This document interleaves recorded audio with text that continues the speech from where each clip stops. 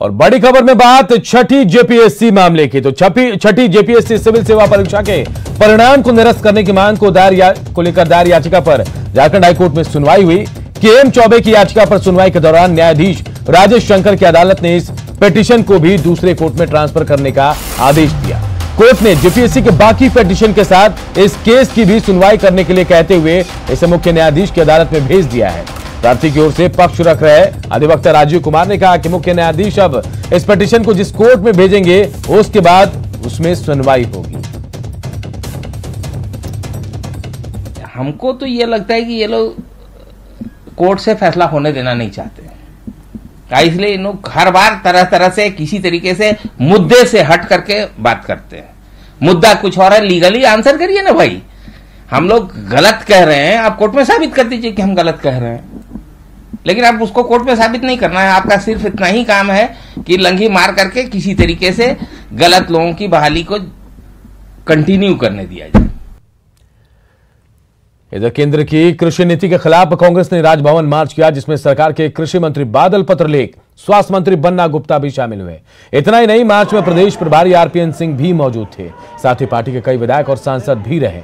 मोरहाबादी मैदान से राजभवन तक कांग्रेस के नेताओं ने मार्च निकाला, केंद्र सरकार पर निशाना साधा। वहीं कांग्रेस नेताओं के एक प्रतिनिधिमंडल ने राजभवन जाकर राज्यपाल को ज्ञापन सौंपा और कृषि नीति वापस लेने की मांग की। स्टेट की शक्तियों का जो संवैधानिक शक्तियां हैं उस पर बालात आघात जो केंद्र ने किया है वो कतई बर्दाश्त के लायक नहीं है।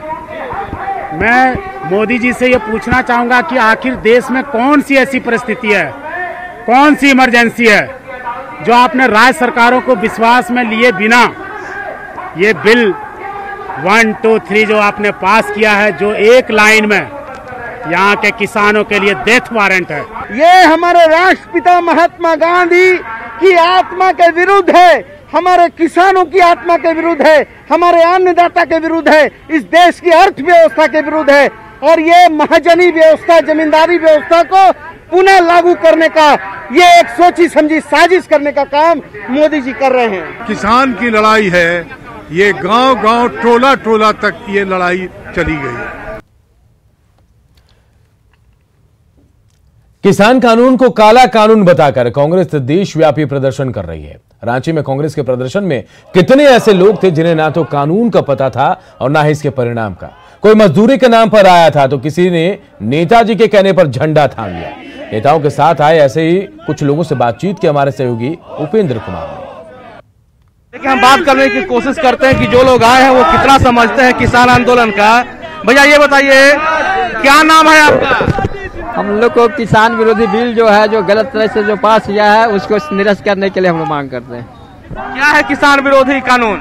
किसान विरोधी बात है कि किसी को भी अपना चीज बेचने का जो अधिकार जो है छीन लिया गया है कि अब हम अपना मनमानी ढंग से नहीं बेच सकते हैं मार्केट में। सोचे इस तरह का जो दंगा, इसके चलते हम लोग अपना उसको विरोध प्रदर्शन कर रहे हैं। आप खेती करते हैं? हाँ, खेती करते हैं। किसान। कितना एकड़ जमीन है आपका? अब एकड़ तो उतना जमीन नहीं, लेकिन है, कुछ भी है, जमीन है।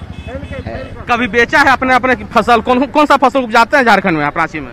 हम लोग झारखंड में नहीं, हम लोग बिहार से हैं, लेकिन रांची में रहते हैं, समझे ना। हम लोग बिहार में हैं, लेकिन हाँ, बिहार से। यहाँ कैसे पहुँच गए? यहाँ हम लोग पहले से हमारे पिताजी यहाँ रहते थे, तो ये प्रेस में रह रहे हैं। यहाँ कैसे पहुँच गए ये पूछ रहे हैं? यहाँ पहुँच रहे, हम लोग पार्टी से इन्वॉल्व कर रहे हैं, कांग्रेस पार्टी से हम लोग सदस्य हैं, इसके परमार्थ से आ रहे हैं। किसका विरोध कर रहे हैं आप?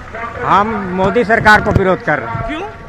क्योंकि हम लोग को मजदूरी ठीक से नहीं देता है और मजदूरी भी हम लोग का रोक दिया है 1 साल से सर।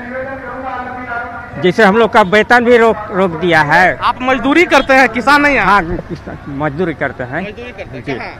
बस यही झारखंड ही में। तो इस आंदोलन में कैसे शामिल हो गए? जो किसान बिल क्या है पता है आपको?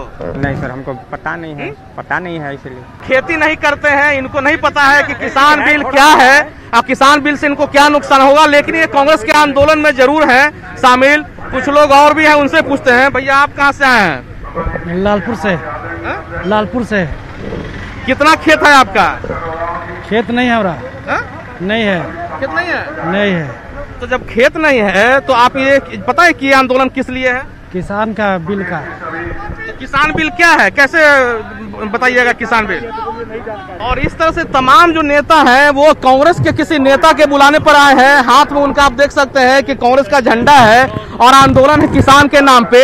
लेकिन कई जो चेहरे हैं, सुभाष चंद्र बोस कह रहे हैं, बिरसा हो या और भी जो है, ये किसान नहीं है, ये मजदूर हैं, कोई बिहार से हैं, लेकिन इस आंदोलन का हिस्सा है क्योंकि कांग्रेस के नेताओं ने इनको कहा है कि जो बिल है या फिर जो कानून बनाया गया है किसानों के लिए वो किसानों के हित में नहीं है। ऐसे में समझा जा सकता है कि जो ये आंदोलन है उसमें बाहर से बुलाए हुए लोग भी कितने हैं। कैमरामैन अमित के साथ उपेंद्र, न्यूज 18 रांची।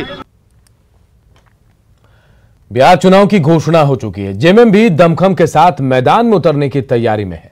वहीं झारखंड के कई नेता बिहार चुनाव में प्रचार करते नजर आएंगे। बीजेपी की बात करें तो इनके संभावित प्रचारकों में पूर्व मुख्यमंत्री रघुवर दास, केंद्रीय जनजातीय मामलों के मंत्री अर्जुन मुंडा शामिल हैं।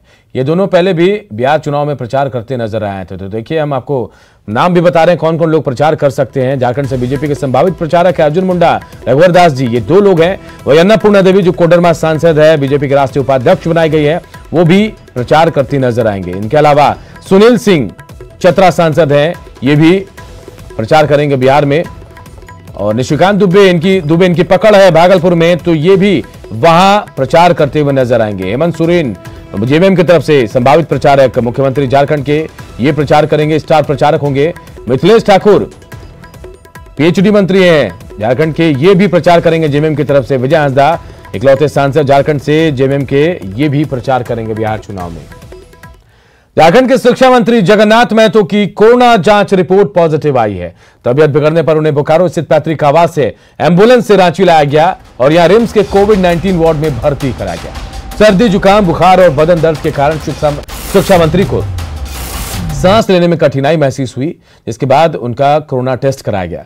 इसकी रिपोर्ट पॉजिटिव आई है। बताया जा रहा है कि उनके शरीर में ऑक्सीजन का स्तर घट गया है और इस वजह से जैसे ही एम्बुलेंस रांची स्थित रिम्स पहुंचा, पहले से वहां मौजूद स्वास्थ्य कर्मियों ने उन्हें स्ट्रेचर पर लिटाकर ट्रॉमा सेंटर स्थित कोविड-19 वार्ड में भर्ती कराया। साथ ही ऑक्सीजन सिलेंडर भी लगा दिया गया है।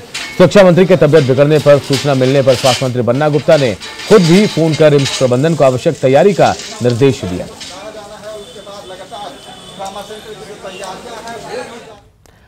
हजारीबाग में चौपारण थाना क्षेत्र के केसट के पास एक container truck high voltage wire की चपेट में आने से धू कर जल गया। इस दौरान करंट लगने से ड्राइवर की भी मौत हो गई। गणपति पेट्रोल पंप के पीछे की यह घटना है। कंटेनर में आग लगने के बाद लोगों ने पुलिस और फायर ब्रिगेड को जानकारी दी। इसके बाद दमकल की टीम ने किसी तरह आग पर काबू पाया। लोगों के मुताबिक ट्रक में बाइक लदा था और इस अगजनी में कई बाइकों को भी नुकसान पहुंचा। आशंका जताई जा रही कि पार करते समय ट्रक तार से सट गया और लाइट आने के बाद यह हादसा हुआ। फिलहाल मृत ट्रक ड्राइवर की पहचान नहीं हो पाई है। गाड़ी कहां से कहां जा रही थी, इसका भी पता नहीं चल पाया है।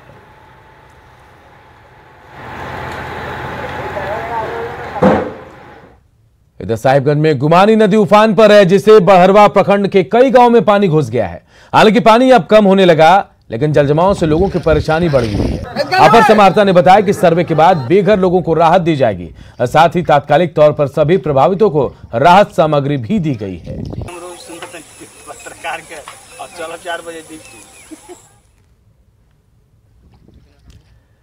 जमशेदपुर के गोविंदपुर इलाके के करीब 18,000 घरों में 4 दिनों से पानी सप्लाई बंद है, जिससे लोगों की परेशानी बढ़ गई है। सरकार द्वारा करोड़ों की लागत से जल मीनार बनाया गया था, लेकिन पीएचडी की लापरवाही से आए दिन इस क्षेत्र में रहने वाले लोगों को पानी संकट का सामना करना पड़ता है। इससे लोग काफी नाराज हैं। 4 दिनों से बंद है, जिससे गोविंदपुर की पूरा जनता तराहिम मचा रही है। गोविंदपुर में इतना दिक्कत हो चुकी है, 4 दिन से पानी बंद है। इनका सूद लेने वाला कोई नहीं है। इसका ठेकेदार पे जांच बैठना चाहिए और हम जल्द ही आरटीआई फाइल करके ठेकेदार की जांच करवाएंगे कि आखिर पानी में क्या कमी हो गई। चक्रधरपुर में अवैध बालू कारोबार के वर्चस्व को लेकर अब 2 बालू माफिया गिरोह के बीच संघर्ष बढ़ता जा रहा है। बालू माफिया सौरभ अग्रवाल और मोहम्मद फिरोज उर्फ राजा खान गिरोह के बीच अवैध बालू कारोबार को लेकर वर्चस्व की लड़ाई शुरू हो गई है। इसी वर्चस्व की लड़ाई में दोनों गुट के कई सदस्य के बीच 2 दिन पहले चाकूबाजी की घटना हुई। इस घटना के बाद 2 दिन बाद पुलिस ने दोनों गिरोह के लोगों के खिलाफ मामला दर्ज कर लिया, लेकिन किसी की गिरफ्तारी नहीं हुई है। पवन सिंह, सुकेश सिंह और सौरभ अग्रवाल के विरुद्ध और सुरकेश सिंह के द्वारा मोहम्मद फिरोज, गुड्डू सिंह, विकास सिंह और पप्पू नेसवाल के विरुद्ध आप मारपीट करने का आरोप लगाते हुए थाना में आवेदन दिया गया। दोनों पक्ष का इंजरी काट करके और इलाज हेतु प्राथमिक इलाज हेतु भेजा गया, मंडल अस्पताल भेज दिया गया था। दोनों के आवेदन पर कांड दर्ज किया गया है, तदनुसार विधि सम्मत कार्रवाई की जा रही है। पहले से ही मंदी की मार झेल रहे जमशेदपुर में आदित्यपुर की ऑटोमोबाइल सेक्टर में आभास की किरण दिखाई दी है। टाटा मोटर्स आने वाले महीनों में करीब 8,000 व्यावसायिक वाहनों का निर्माण करेगी, जिससे आदित्यपुर औद्योगिक क्षेत्र में करीब 1500 छोटे बड़े उद्योग में रौनक लौटने लगी है। लेकिन इसके साथ ही सामने उनके कई तरह की परेशानियां भी आ रही हैं, जैसे उनके पास लिक्विड मनी की बिल्कुल कमी है और साथ ही साथ ट्रेंड कारीगर जो लंबे कोरोना काल के चलते अपने घरों को लौट गए हैं, उनका ना होना भी उनके लिए परेशानी का कारण बनेगा। वाले समय अच्छे आने वाले हैं, हमारा उम्मीद है। कई सारे कारणों से, एक तो स्क्रैपेज पॉलिसी जो लेकर के आए हैं ये लोग, ये एटलीस्ट ऑटोमोबाइल सेक्टर को तो फायदा देगा ही देगा, क्योंकि जब पुरानी गाड़ियां स्क्रैप होंगी तो नई गाड़ियों का मार्केट आएगा। इससे उम्मीद करते हैं कि हमारे इंडस्ट्रियल एरिया को काफ़ी फायदा मिलना चाहिए। उसके अलावा थोड़ा बैंक्स का सपोर्ट चाहिए, कुछ तो सरकार ने दिया है। उपराजधानी दुमका के ग्रामीण क्षेत्रों में स्वास्थ्य सेवा बदहाल है। जरमुंडी प्रखंड के चमरा बहियार गांव स्थित स्वास्थ्य उपकेंद्र का ताला महीने में एक ही दिन खुला रहता है। ऐसे में ग्रामीणों को साधारण बीमारी के इलाज के लिए शहर की ओर रुख करना पड़ता है। एक एएनएम के सहारे इस केंद्र का संचालन हो रहा है। ऐसे में लोगों की नाराजगी स्वास्थ्य विभाग के प्रति दिख रही है।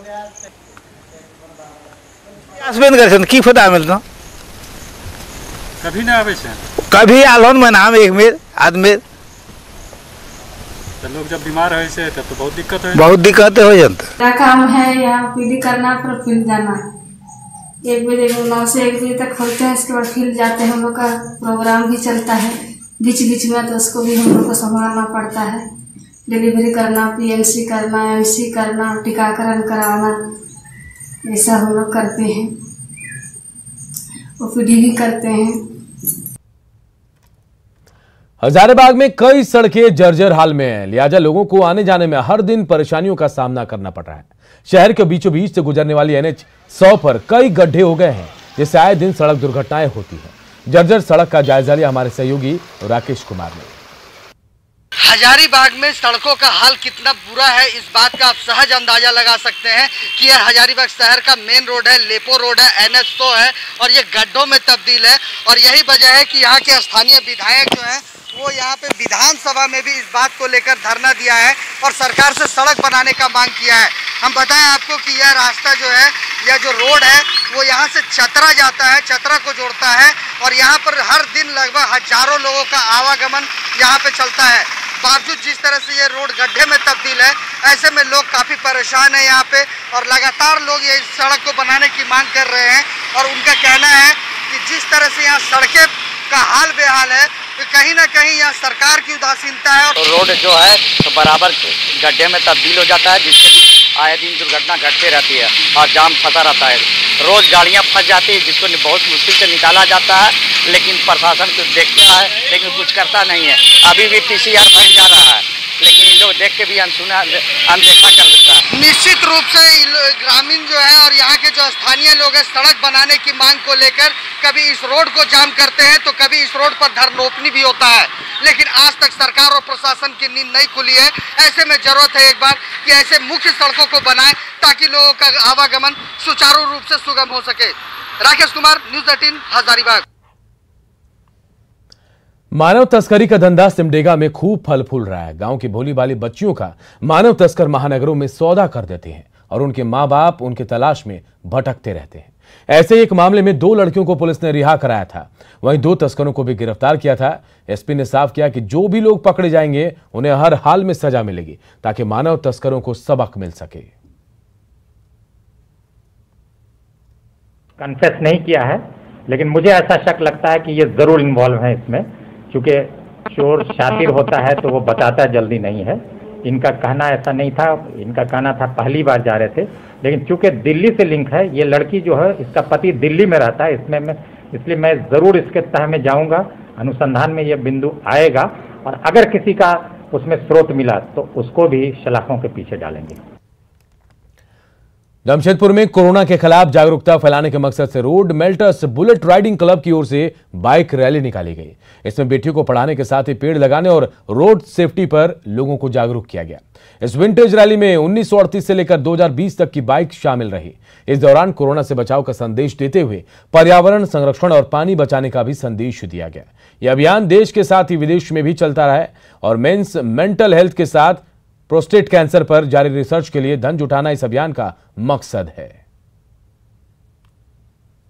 2008 से सचेत है यहाँ जमशेदपुर में और हम लोग डिफरेंट मोटो को लेके समाज के लिए हम लोग काम करते हैं। बहुत बार ऐसा होता है कि हम लोग गांव जाते हैं जहाँ पे बच्चों को किताब कॉपी पढ़ाने का देते हैं। बेटी बचाओ बेटी पढ़ाओ का संदेश हम लोगों ने लंबा चलाया है, पानी बचाओ का संदेश चलाया है। डिफरेंट मोटोज लेके हम लोग ऑल अराउंड इंडिया घूमते रहते हैं। ये एक्चुअली मूवमेंबर का मतलब होता है मोस्टैच, मतलब ये जो मेंस हेल्थ है, मेंस मेंटल हेल्थ और प्रोस्टेट कैंसर का रिसर्च का बारे में ये सब धन जुटाने का जो है ये कार्यक्रम होता है। ये ऑल अक्रॉस वर्ल्ड होता है। और इस बुलेटिन में फिलहाल इतना ही, लेकिन आगे देखिए बहस बिहार की।